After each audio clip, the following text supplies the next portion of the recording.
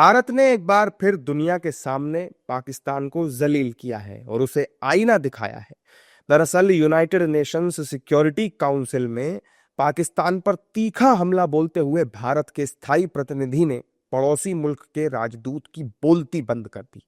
भारत ने कहा कि पड़ोसी देश का एकमात्र एजेंडा मेरे देश और मेरे लोगों को नुकसान पहुंचाना है। यूनाइटेड नेशंस में भारत के परमानेंट रिप्रेजेंटेटिव पर्वथानेनी हरीश ने ऑपरेशन सिंदूर के बारे में इस्लामाबाद के झूठे और अपने फायदे वाले बयान पर भी सवाल उठाए। India's actions were measured, non-escalatory and responsible, and focused on dismantling the terrorist infrastructure and disabling terrorists. Till 9th of May, Pakistan was threatening more attacks on India. But on the 10th of May, the Pakistani military called our military directly and pleaded for a cessation to the fighting.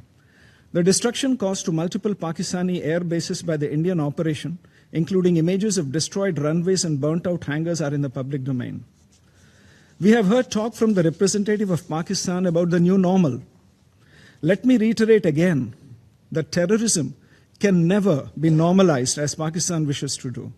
It is not normal to tolerate Pakistan's continued use of terrorism as an instrument of state policy.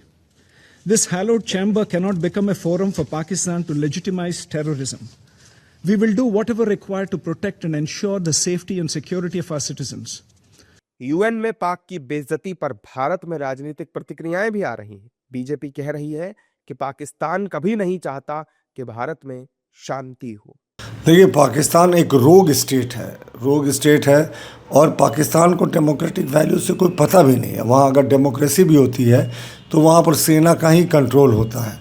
तो वहाँ democracy by the army, democracy for the army, democracy of the army, ये वहाँ का concept है। यानी army supreme रहती है और आर्मी हमेशा चाहती है कि जो भारत की स्थिति हो वो चिंताजनक हो, तभी आर्मी का वर्चस्व बढ़ेगा। पाकिस्तान में प्रजातांत्रिक नेताओं को किस तरीके से पूर्व में हत्याएं की गई, बम विस्फोट में उड़ाए गए, किसी से छुपा नहीं है। तो पाकिस्तान कभी नहीं चाहता भारत में शांति हो, क्योंकि फिर उसको जो विश्व से दान मिलता है वो तो कटोरा लेके खड़ा है ना साहब।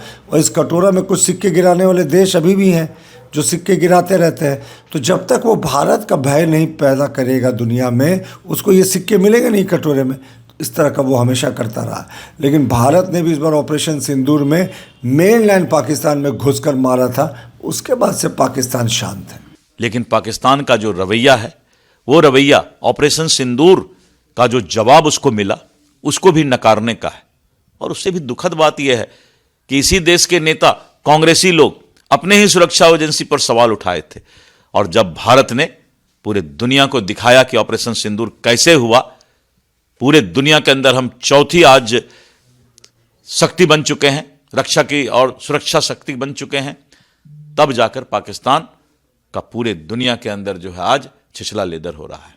सोमवार को संयुक्त राष्ट्र में अपने संबोधन के दौरान पर्वथानेनी हरीश ने पाकिस्तान पर भारत के अंदरूनी मामलों में फिर से दखल देने का आरोप लगाया।